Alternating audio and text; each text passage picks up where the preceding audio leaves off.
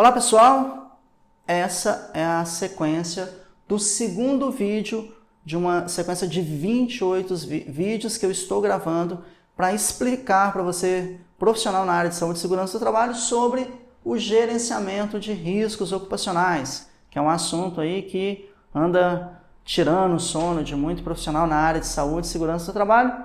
E nesse vídeo eu vou falar sobre vários assuntos importantes que você vai entender como que vai funcionar a estrutura do gerenciamento de riscos ocupacionais.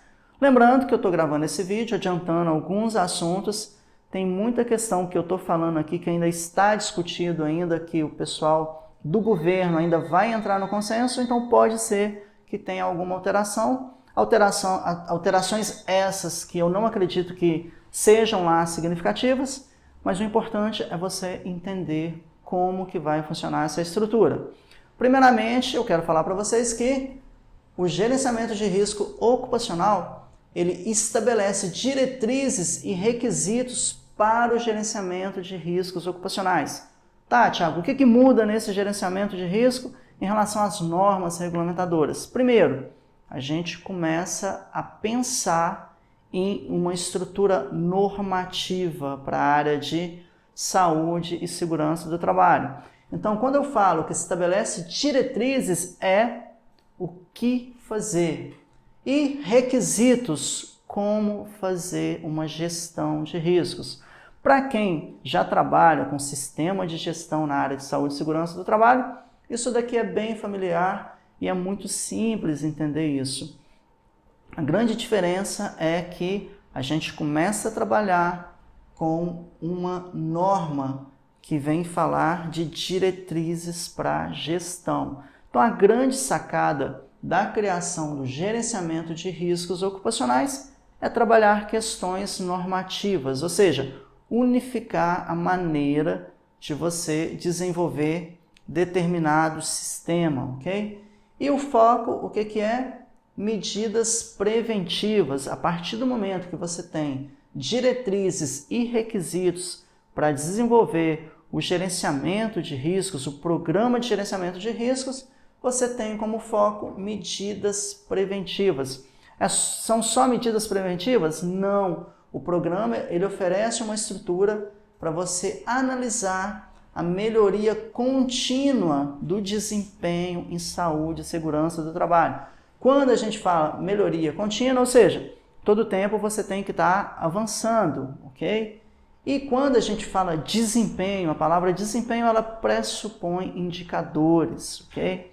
E quando você for fazer uma análise do seu programa de gerenciamento de riscos, dá para você saber se você evoluiu ou não de um ano para o outro. Ah, Thiago, como assim vai dar para me saber se eu evoluí ou não?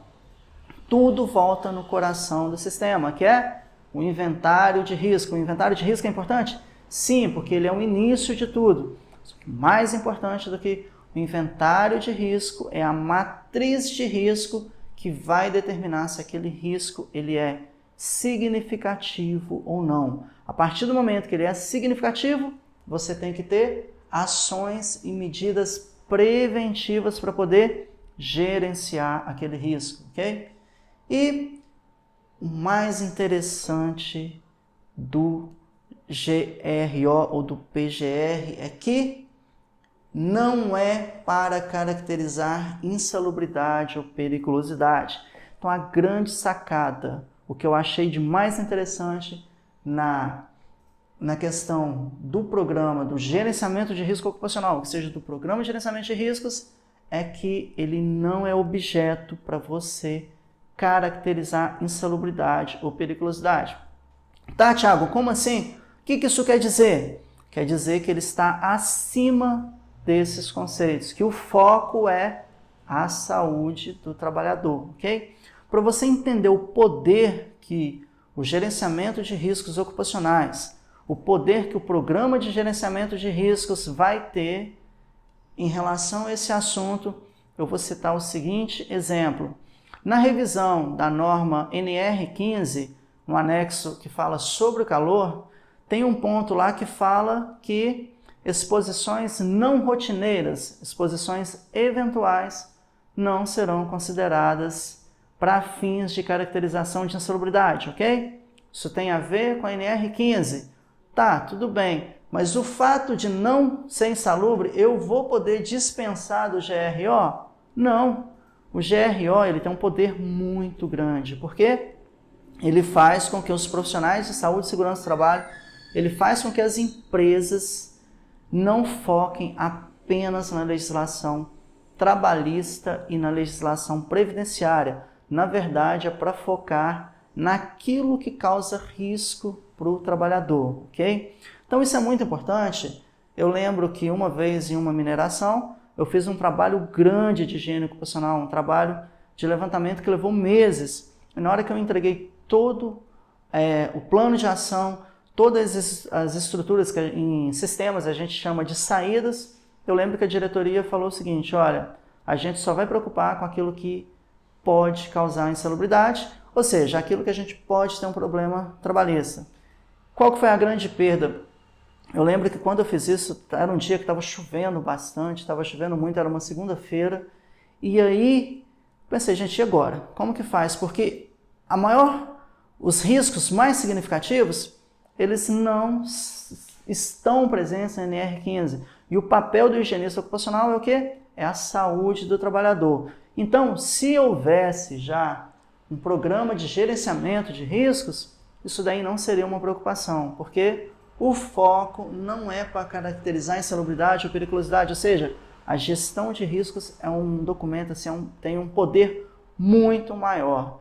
Então, a grande sacada foi essa, porque se você é um profissional na área de saúde e segurança do trabalho, você não vai ter que se apegar à insalubridade ou periculosidade para montar o seu sistema de gestão, para montar o seu programa de gerenciamento de risco. Não que isso não seja importante, o profissional da área de saúde e segurança do trabalho, ele tem que entender muito bem dos tributos que tem a ver com a área de saúde e segurança do trabalho. Não são poucos, são muitos, mas o foco do gerenciamento de risco são os riscos e não a questão legal.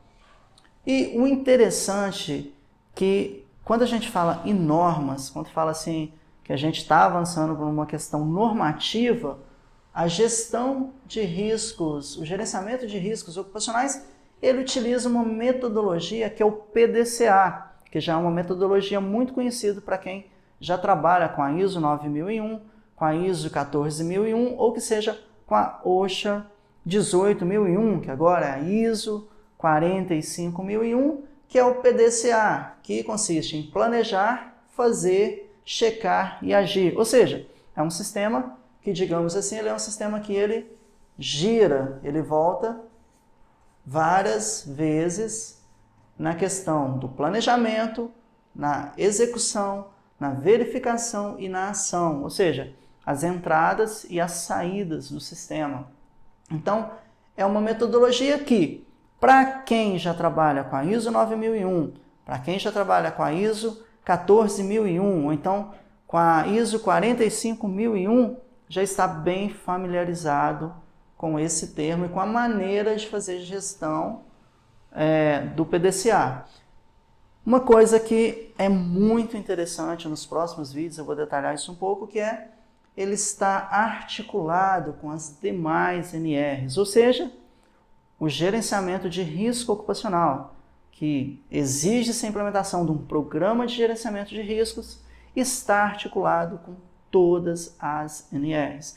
Em especial, a NR7, que é do PCMSO, a NR17, que trata da ergonomia, e a NR9, pelo menos no momento que eu estou gravando esse vídeo, ainda não está definido se a GRO vai ser uma nova NR, se ela vai pertencer à NR1 ou se ela vai substituir o PPRA. Então isso ainda não está definido ainda pelo governo. O fato é que, estando definido ou não, ele vai interagir com todas as demais NRs, ok?